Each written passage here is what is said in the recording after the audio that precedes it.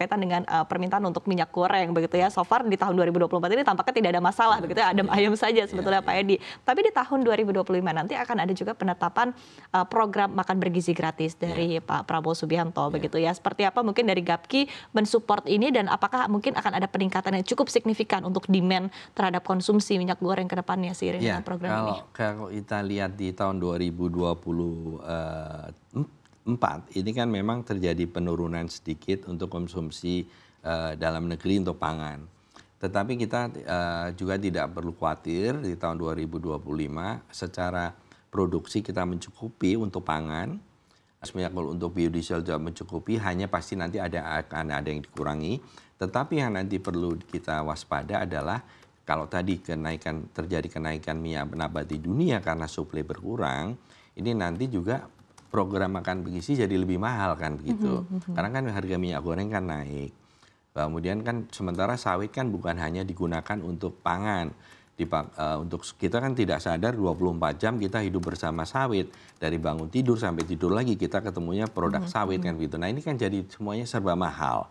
Nah ini juga yang harus kita perhitungkan karena kita dari bangun tidur, gosok gigi, cuci muka, kita minum kopi pakai creamer dari sawit, semuanya hampir semua dari sawit, sampai tidur lagi ketemu produk sawit. Nah ini kan menjadi kenaikan, menjadi naik semua. Nah ini yang memang benar-benar kita harus bijak, jangan sampai nanti terjadi kenaikan. Nah nanti ujungnya juga nanti berimbas pada program-program yang lain, misalnya makan bergizi gratis seperti itu. Oke baik, tapi mungkin sentimen yang akan mempengaruhi pergerakan harga sawit ke depannya begitu, utama di tahun 2025 seperti apa begitu, selain tentunya peningkatan konsumsi domestik kita ya di dalam negeri yang kita ketahui juga bahwa kita salah satu produsen terbesar sawit dunia begitu, mungkin akan berpengaruh juga. Tapi selain itu hal lain yang akan mempengaruhi pergerakan harga sawit ke depannya apa saja? Kalau yang utama udah pasti, yang utamanya adalah begitu nanti kita menerapkan mandatory naik jadi B40, sementara nanti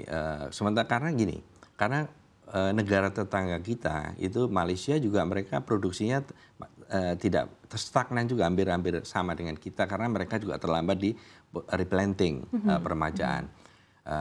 Nah ini nanti pasti akan terjadi kenaikan, yang udah pasti nanti kenaikan harga minyak nabati kan gitu. Nah itu nanti pasti akan berimbas pada kita sendiri, gitu.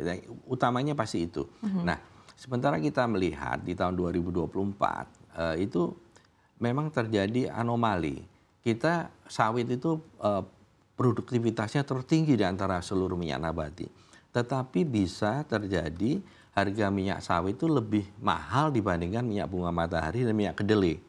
Nah, ini jangan sampai nanti juga terjadi mereka karena sawitnya itu berkurang suplainya, mereka membuka atau menanam terus karena sekarang yang harus melakukan sertifikasi hanya sawit di dunia ini, minyak nabati. Yang lain tidak perlu. Makanya tidak ada dikejar deforestasi apa. Nah mereka tanam akhirnya apa? Nanti akan lama-lama tergerus pasar kita. Nah ini selain tadi juga bisa menggerus pasar kita apabila kita tidak menjaga pasar kita ini.